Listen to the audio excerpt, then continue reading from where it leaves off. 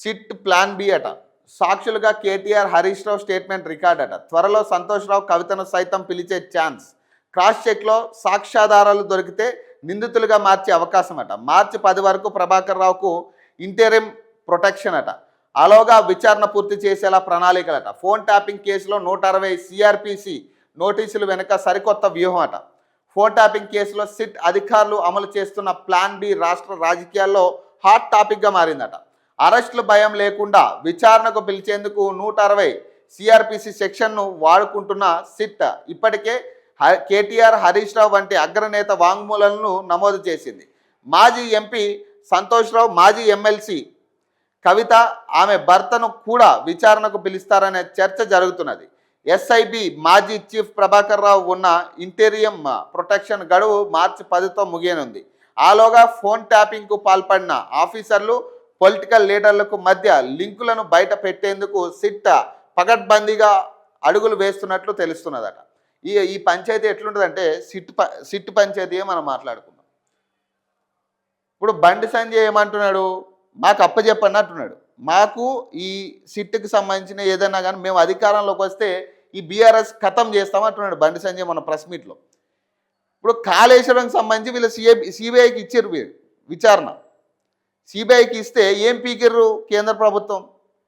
మీ చేతిలో ఉన్నది ఏం పీకిర్రు ఇప్పటి వరకు కాళేశ్వరం ప్రాజెక్టు మీద? ఈ పాయింట్ రేజ్ చేయాలి. కేంద్ర ప్రభుత్వానికి ఇస్తే మేము ఏదో పీకుతామని చెప్తా ఉన్నాడు ఇప్పుడు బండి సంజయ్ ఈరోజు మాట్లాడుతూ. ఆయన మాటలు ఎట్లా ఉంటాయంటే ఏదైనా సందర్భం ఏంటో కూడా తెలియకుండా మాట్లాడతాడు ఆయన. అసలు మనం వెనకాల మనం ఏం చేసామనేది కూడా తెలియకుండా మాట్లాడతాడు.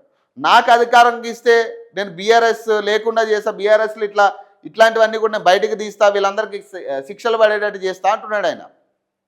మరి కాళేశ్వరం ప్రాజెక్టు మీకు సిబిఐకి అప్పచెప్పింది కదా, 4 కమిటీలు మీకు నివేదిక ఇచ్చారు కదా దాని మీద. మరి ఇప్పటికీ అక్కడ ఏం జరిగింది, ఏం లోపం ఉంది, అక్కడ ఏం తప్పు జరిగింది అనే దాని మీద ఇప్పటికీ సరిగ్గా సిబిఐ నుంచి సరైన అంశం బయటకు రాలే. ఇదిగో కేసీఆర్ అరెస్ట్ అవ్వబోతున్నాడు, ఇదిగో సిట్ విచారణకు పిలువబోతున్నారు, ఇదిగో కేసీఆర్ ఇన్వాల్వ్ అయ్యింది, ఇందులో 1,00,000 కోట్లు కేసీఆర్ చెప్తేనే జరిగిందని, హరీష్ రావు కూడా కేసీఆర్ చెప్తేనే చేసినా అని, అధికారులు అక్కడ ఉన్న ఇంజనీర్లు కూడా కేసీఆర్ ఇందులో ఇన్వాల్వ్ అయ్యారని చెప్పారని రకరకాల వార్తలు వచ్చాయి. ఇప్పుడు కేసీఆర్ని సపోర్ట్ చేయట్లే, కానీ సిబిఐకి ఇచ్చిన కేసు, ఇప్పుడు సెంట్రల్ గవర్నమెంట్ చేతిలో ఉన్న కేసును కూడా మీరు పక్కన పెట్టి ఇప్పటి వరకు దాని మీద ఒక కనీసం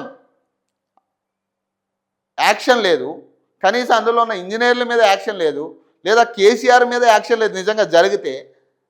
మరి దాంట్లో ఏం పీకందు? ఇప్పుడు ఫోన్ ట్యాపింగ్ కేసు మీకు అప్పచెప్తే ఏం పీకుతారయ్యా మీరు? ఇప్పుడు కేంద్ర ప్రభుత్వం నుంచి ఏం పీకుతారు మీరు ఇప్పుడు చెప్పండి? ఇక్కడ వాస్తవంగా 3 పార్టీలు కలిసి ప్లాన్ చేసినట్టుగానే ఉంది. ఏ ఒక్క పార్టీని మనం పక్కన పెట్టడానికి లేదు.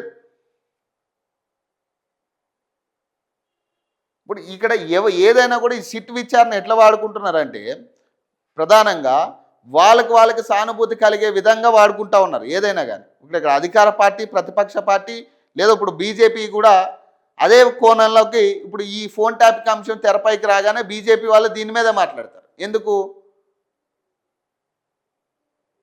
ఇప్పుడు మీరు మీ హ్యాండ్వర్లో ఉన్న వాటి మీద మీరు ఎప్పుడు దీని మీద మాట్లాడతారు? ఇప్పుడు ఈ కార్ రేస్ అంశం ఉంది, దాని మీద కూడా సిట్ వేసారు. అక్కడ కూడా సేమ్ రిపీట్ కేటీఆర్ ఇన్వాల్వ్మెంట్ ఉంది. కేటీఆర్ చెప్తేనే ఆ రోజు జిహెచ్ఎంసీ మంత్రిగా శాఖలో ఉన్నాడు కాబట్టి అని కేటీఆర్ చెప్తేనే ట్రాన్స్ఫర్ అయింది అంటాడు. ఈగో ఆధారాలు అంటారు. మరి వాటికి సంబంధించి ఆధారాలు ఉన్నప్పుడు మరి కేటీఆర్ని ఇప్పటికీ రిమాండ్లోకి ఎందుకు తీసుకోవట్లేదు? Simple logic. మరి ఇవన్నీ కూడా సిట్ ఆల్రెడీ వీళ్ళందరినీ విచారణకు పిలుస్తున్నాయి, చేస్తూ ఉన్నారు. కేటీఆర్ని ఆ అంశంలో, ఈ కార్ రేస్ అంశంలో కూడా విచారించారు. మరి దాని పురోగతి ఏంటి? ఏం యాక్షన్ జరుగుతూ ఉంది? ఆయన ఇన్వాల్వ్మెంట్ ఏంటి? ఆధారాలు ఉన్నాయా? కేవలం మీరు క్రియేట్ చేస్తూ ఉన్నారా? ఇదేమో ఒక పార్టీకి సింపతి క్రియేట్ చేస్తూ ఉంది, ఇంకో పార్టీకి ఏంటంటే ఈ ప్రతిపక్షాలని తొక్కుతున్నారనే ఆలోచన క్రియేట్ చేస్తూ ఉంది. అంతే.